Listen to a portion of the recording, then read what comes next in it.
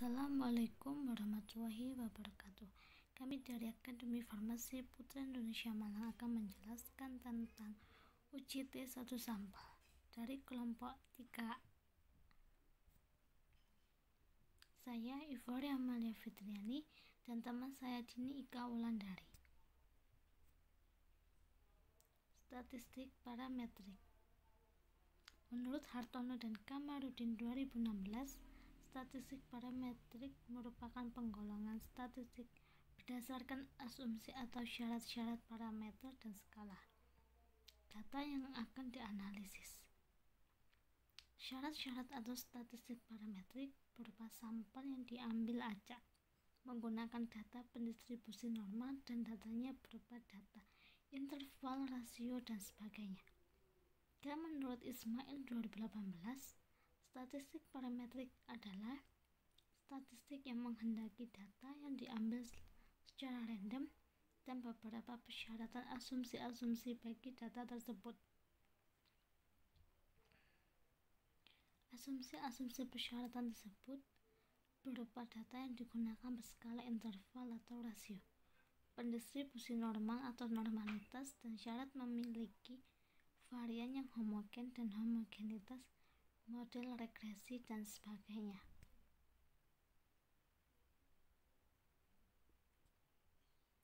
Syarat uji statistik parametrik. 1. Sampel berasal dari populasi pendistribusi normal. 2. Sampel diambil secara random. 3. Sampel mempunyai varian yang sama. 4. Sampel menggunakan skala pengukuran interval dan rasio. Uji T1 sampel.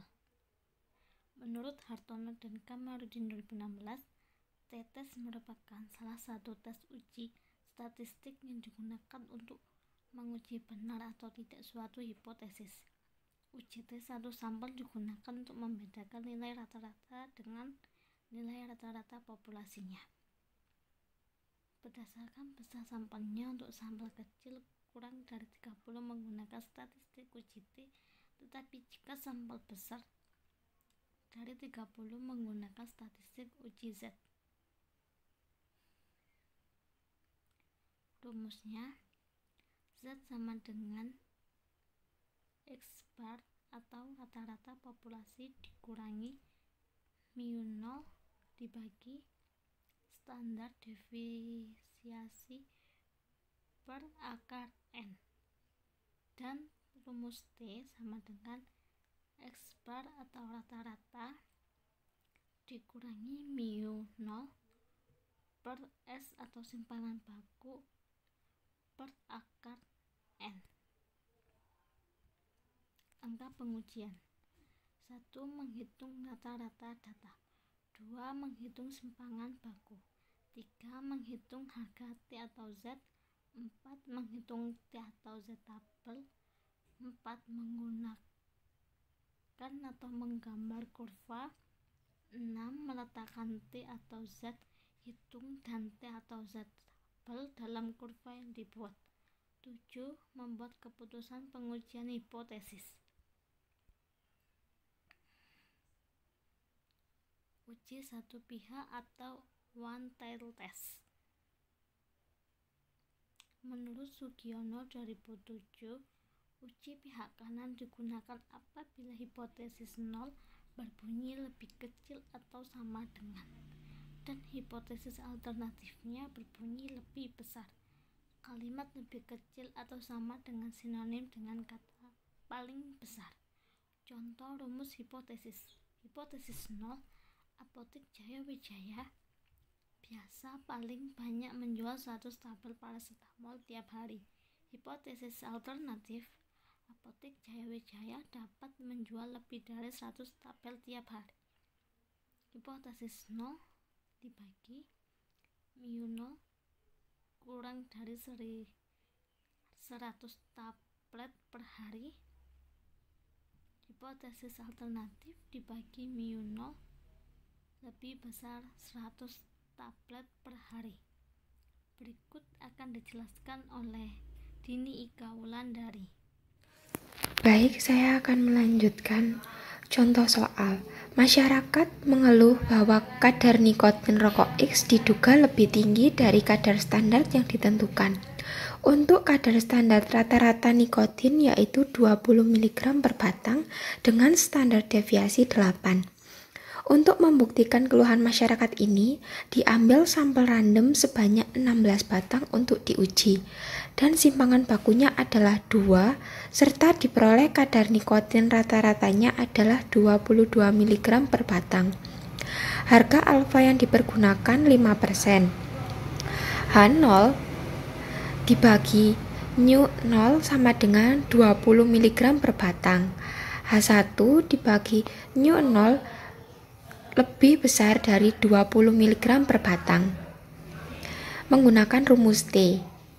X bar dikurangi nu0 dibagi S dibagi akar N sama dengan 22 dikurangi 20 dibagi 8 dibagi akar 16 sama dengan 2 dibagi 8 dibagi 14 dibagi 1. Untuk melihat harga T tabel, maka didasarkan pada DK, derajat kebebasan yang besarnya N-1, yaitu 16 dikurangi 1 sama dengan 15.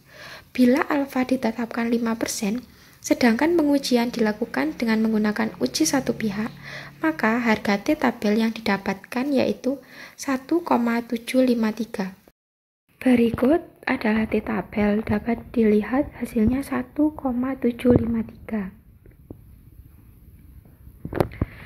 Sesuai grafik di atas, dapat disimpulkan bahwa pada gambar grafik tersebut dengan alfa 5% sama dengan 0,05, maka diperoleh T tabel sama dengan 1,753 dan diperoleh nilai T hitung yaitu 1. Maka nilai T hitung termasuk dalam daerah penerimaan H0, sehingga hipotesis 0 yang menyatakan rata-rata kadar nikotin 20 mg per batang diterima.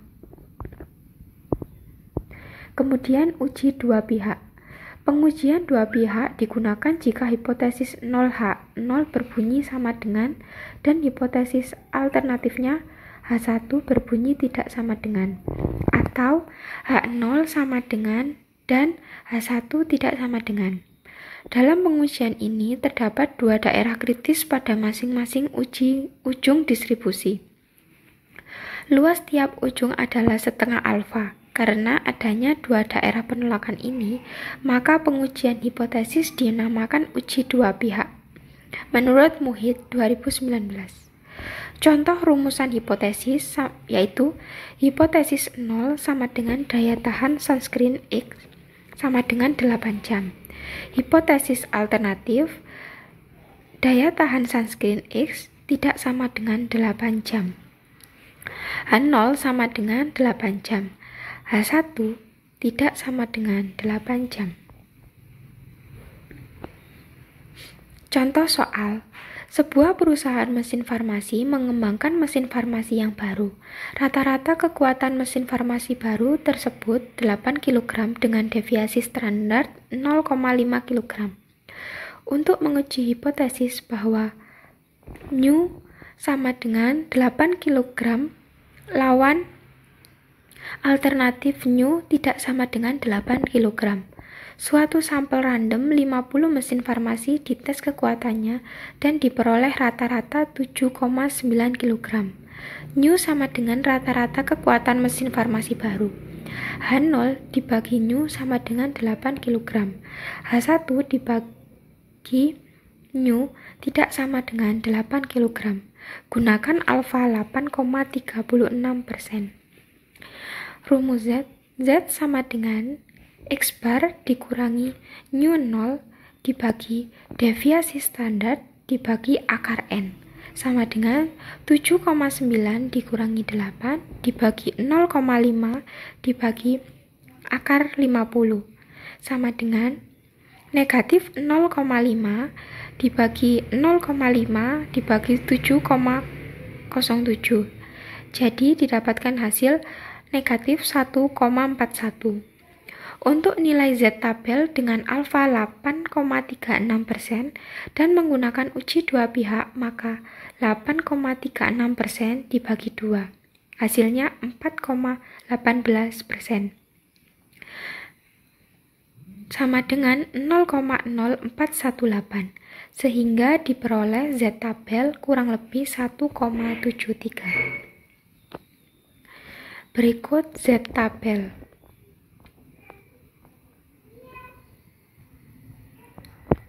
Bisa dilihat grafik di atas.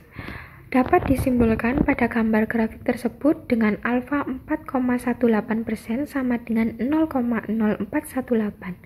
Maka diperoleh Z tabel kurang lebih 1,73 dan diperoleh nilai Z hitung kurang lebih 1,41.